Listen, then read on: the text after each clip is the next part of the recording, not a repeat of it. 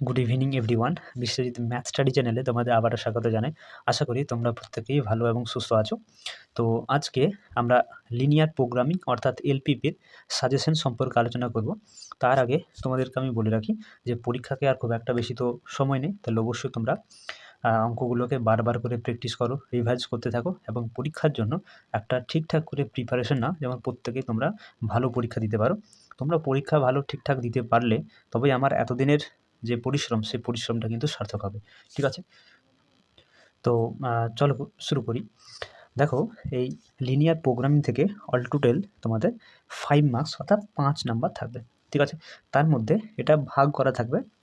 2 নম্বরে তোমাকে একটা কোশ্চেন দেবে এবং একটা 3 নাম্বারে কোশ্চেন দেবে। অল টোটাল 5 নাম্বারটা কিন্তু এইভাবে ডিভাইড করা থাকবে।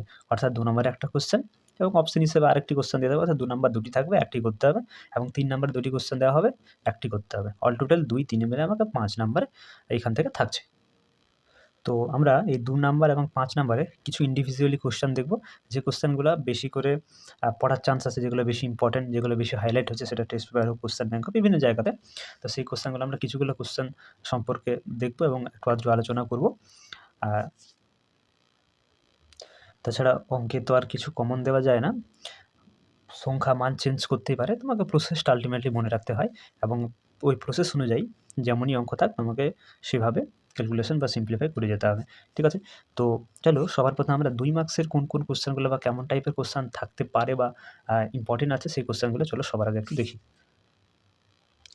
তো দেখো, তাহলে তোমাদেরকে আমি বললাম যে 2 মার্কসের একটা কোশ্চেন তোমার করতে হবে, তোমাকে 2টো কোশ্চেন দেওয়া হবে। অল্টারনেটিভ হিসেবে একটা কোশ্চেন থাকবে, তো তুমি ঠিকঠাক করে যেটা তোমার ঠিক লাগবে তুমি সেটা করতে পারো। তো 2 নম্বরে যে কোশ্চেনগুলো থাকবে সেগুলোর মধ্যে তোমার এরকম টাইপের কোশ্চেন থাকতে পারে যেখানে হয়তো তোমাকে ডেফিনেশন টাইপের কোশ্চেন জিজ্ঞাসা করতে পারে। যেমন এখানে আমি বেশ কয়েকটা কোশ্চেন লিখে রেখেছি, যেমন রৈখিক প্রোগ্রামবিদ্যায় বিষয়াত্মক অপেক্ষক, যেটা অবজেক্টিভ ফাংশন বলা হয়, সেটা বলতে কী বোঝো? তাহলে এখানে তোমাকে তো আর কিছু ক্যালকুলেশন করতে হচ্ছে না, এখানে সরাসরি অ্যান্সার তোমাকে মুখস্থ করতে হবে এবং সেটি ঠিকঠাক করে লিখতে হবে। তাহলে 2 নম্বরে এরকম কোশ্চেন কিন্তু একটা সংজ্ঞা টাইপের থাকতেই পারে। রৈখিক প্রোগ্রামবিধি দুটি সুবিধা লেখো। একটি রৈখিক প্রোগ্রামবিধির সমস্যার সিদ্ধান্ত গ্রহণকারী চল, যেগুলোকে আমরা ডিসিশন ভেরিয়েবল বলি, এবং বাধাগোষ্ঠী, যেটা কনস্ট্রেন্ট বলা হয়, বলতে কী বোঝো? রৈখিক প্রোগ্রামবিধি সমস্যা দুটি সীমাবদ্ধতা বিবৃত করো। রৈখিক প্রোগ্রামবিধি কাকে বলে? এই যে 5টা কোশ্চেন লিখে রেখেছি, এই টাইপের কিন্তু একটা কোশ্চেন পরীক্ষাতে থাকতে পারে, অর্থাৎ সংজ্ঞা টাইপের তোমাকে একটা কোশ্চেন দিতেই পারে। তাহলে অবশ্যই আমি বলব যে এই যে 5টি কোশ্চেন দিয়েছি, 5টা কোশ্চেন অবশ্যই তোমরা কিন্তু একটু ডেফিনেশনগুলো মুখস্থ করে নেবে। ঠিক আছে? আর এই রকম কোশ্চেনের সাথে সাথে তোমাকে আর কিছু কোশ্চেন 2 নম্বরের থাকতে পারে, যেমন চলো দেখাচ্ছি। যেমন কোশ্চেন নাম্বার 6টা দেখো, সর্বোচ্চ করো, অর্থাৎ তোমাকে ম্যাক্সিমাইজ করতে বলছে। z = 2x + 3y, এই শর্তে যে 5x + 4y <= 20, যেখানে x > or 0, y > or 0, LPP টির প্রান্তীয় সমাধান নির্ণয় করো। তাহলে এখানে তোমাকে কর্নার পয়েন্টসগুলো নির্ণয় করতে হবে।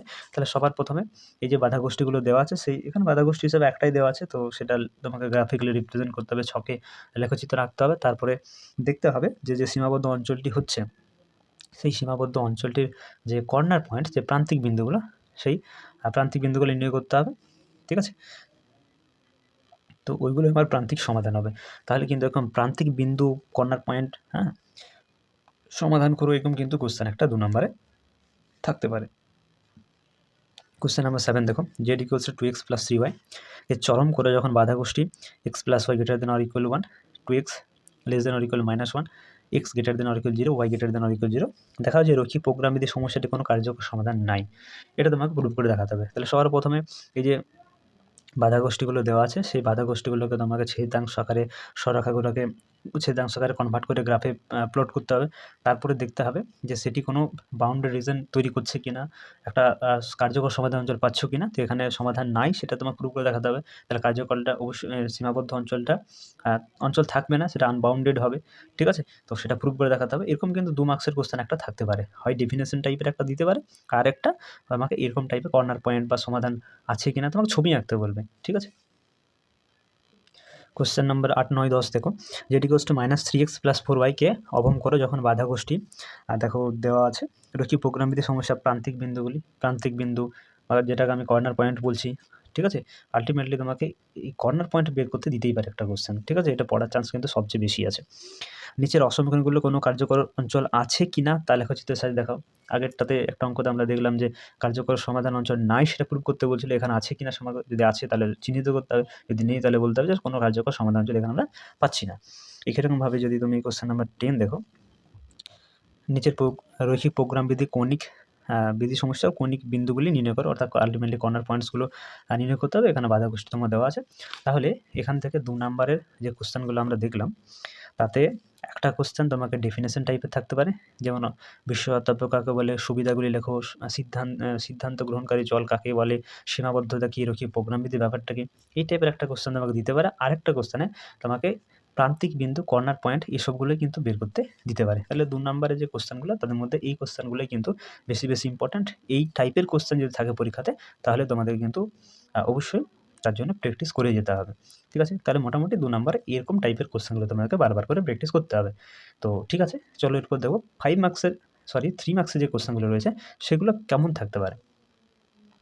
তো দেখো 3 মার্কসের যে কোশ্চেনগুলো রয়েছে সেখানে তোমাদের 2 টাইপের কোশ্চেন থাকতে পারে। হয়তো তোমাকে একটা বড় ধরনের ভাষা দিয়ে তোমাকে বলতে পারে যে এটাকে তুমি সমস্যা আকারে প্রকাশ করো, এরকম থাকতে পারে, ঠিক আছে? আর না হয় তোমাকে সমস্যাটা দিয়ে দেবে, সেটাকে গ্রাফে প্লট করে সেখান থেকে হয়তো তোমাকে ম্যাক্সিমাম মানটা বের করতে দেওয়া হতে পারে কিংবা মিনিমাম মানটা বের করতে দিতে পারে। তাহলে এই 2 টাইপের কোশ্চেন থাকতে পারে। একটা ভাষা দিয়ে সেটা সমস্যা আকারে প্রকাশ করতেও দিতে পারে, আর তা না হলে তোমাকে সমস্যা দিয়ে বললো এটার সমাধান করো, ঠিক আছে? এটা চরম মান নির্ণয় করে, এটা অবমান নির্ণয় করে, চরম মান কোন জায়গাতে আছে, অবমান কোন পয়েন্টে আছে, এরকম কিন্তু মান তোমাকে জিজ্ঞাসা করতে পারে, ঠিক আছে? তো তোমাকে একটা 3 নাম্বারে করতে হবে, তার জন্য তোমাকে 2টা কোশ্চেন দেওয়া হবে। এজন্য আমি বলব যে যেগুলো বিবৃতিমূলক যেগুলো দেওয়া থাকবে সেগুলো সমস্যা আকারে প্রকাশ করতে পারে, তুমি চাইলে সেটাও প্র্যাকটিস করতে পারো। তো আমি এখানে শুধুমাত্র তোমাদেরকে সমস্যা আকারে যে প্রবলেমগুলো দিয়েছে সেগুলো কীভাবে দেবে বা কী বের করতে হবে সেই টাইপের আমি কিছুগুলো কোশ্চেন তোমাদের আজকে আলোচনা করব, ঠিক আছে? তো আমি বলব যে এই টাইপের কোশ্চেনগুলো তোমরা টার্গেট করবে, অ্যাটেম্প্ট করবে, যেগুলো সমস্যা আকারে দেওয়া থাকবে, তোমাকে গ্রাফে প্লট করতে হবে, ঠিক আছে? যেমন কোশ্চেন নাম্বার 1, দেখাও যে 3x + 2y > = 12, 0 <= x <= 4, 0 <= y <= 6, শর্ত গোষ্ঠীর সাপেক্ষে z = 6x + 4y উদ্দেশ্য অপেক্ষকের অবম মানটি আছে 2,3 বিন্দুতে। তাহলে দেখো এখানে 3 মার্কসের যে কোশ্চেনগুলো রয়েছে এখানে চরম অবমান অবশ্যই বের করতে হবে। বাধা গোষ্ঠীগুলো একটু জটিল দেবে, ঠিক আছে? বাধা গোষ্ঠীগুলো একটু জটিল দেবে, মানে তোমাকে ঠিকঠাক করে সিদ্ধাংশ আকারে কনভার্ট করে সেটাকে গ্রাফে প্লট করতে হবে। এখানে দেখো যেটা তোমাকে 3টা দেখো দেওয়া আছে, তোমার শর্তগুলো দেওয়া আছে, আর এখানে তোমাদের বিষয়াত্মক মানে অবজেক্টিভ ফাংশনটা দিয়েছে, দিয়ে তার অবমানটা বলছে 2,3 পয়েন্টে আছে, সেই পয়েন্টে তোমাকে অবমানটা, তাহলে যে কর্নার পয়েন্টগুলো তুমি পাবে প্রত্যেকটা কর্নার পয়েন্টের মানগুলো বসাতে হবে, দেখতে হবে যে কোন পয়েন্ট অবমানটা আছে। তো তুমি আলটিমেটলি দেখাবে যে 2,3 পয়েন্টে অবমানটা আছে, বা অবমানটা কত আছে সেটা বলেনি, কিন্তু 2,3 পয়েন্ট আছে সেটা তোমাকে দেখাতে হবে। মানে আলটিমেটলি তোমাকে পয়েন্টগুলো বসিয়ে চেক করতে হবে, ঠিক আছে? তো এই টাইপের কোশ্চেন একটা দিতে পারে। নিচে রৈখিক প্রোগ্রামবিধি সমস্যাটি লেখচিত্রের মাধ্যমে সমাধান করো। গ্রাফ পেপার প্রয়োজন নেই। আচ্ছা, তোমাদের বলে রাখি গ্রাফ পেপার কিন্তু সাপ্লাই করা হবে না। তাহলে সেই হিসাবে মোটামুটি তোমরা পেন্সিল স্কেল ব্যবহার করে করবে। মোটামুটি একটা রাফলি তোমাকে ছবি আঁকতে হবে। খুব একটা পয়েন্ট টু পয়েন্ট মেলার কোনো প্রয়োজন নেই। মোটামুটি আন্দাজ মতন একটা ছবি তোমাকে বানাতে হবে। এটা দেখতে সুন্দর লাগে, পরিষ্কার পরিচ্ছন্নভাবে আঁকতে হবে। মাপগুলো মোটামুটি একটা নিতে হবে যেমন চোখের দেখায় ঠিক লাগে, ঠিক আছে? যেমন 2, 4, 5, 6 এইভাবে যে ডিসটেন্সগুলো, এই ডিসটেন্সগুলো যেমন সমান ডিসটেন্সে হয়, ঠিক আছে? তাহলে মোটামুটি একটা ছবি তোমাদেরকে পেন্সিল স্কেল ব্যবহার করেই করতে হবে। তো কোশ্চেন নাম্বার 2 দেখো, নিচের রৈখিক প্রোগ্রামবিধির সমস্যাটি লেখচিত্রের মাধ্যমে সমাধান করো। গ্রাফ পেপারের প্রয়োজন নেই। অবজেক্টিভ ফাংশন দিয়েছে, চরম হবে, বাধা গোষ্ঠীগুলো দেওয়া আছে। তো তোমাকে সমাধান করতে হবে, মানে কোন পয়েন্টে তুমি ম্যাক্সিমাম মানটা পাবে সেই পয়েন্টটা তোমাকে বের করতে হবে। কোশ্চেন নাম্বার 3 যদি দেখো, তাহলে দেখো লেখচিত্রের সাহায্যে নিচে রৈখিক প্রোগ্রামবিধির সমস্যাটি সমাধান করো। এখানেও সমাধান করো, এখানে অবম করতে হবে, মানে মিনিমাইজ করতে হবে কোন মানটাতে কোন পয়েন্টে তুমি অবমানটা পাবে সেই পয়েন্টটা তোমাকে আলটিমেটলি বের করতে হবে। ডিসিশন ভেরিয়েবল হিসেবে x1, x2 দিতে পারে, xy দিয়েও থাকতে পারে, সেক্ষেত্রে কোনো আশা করি অসুবিধা হবে না তোমাদের।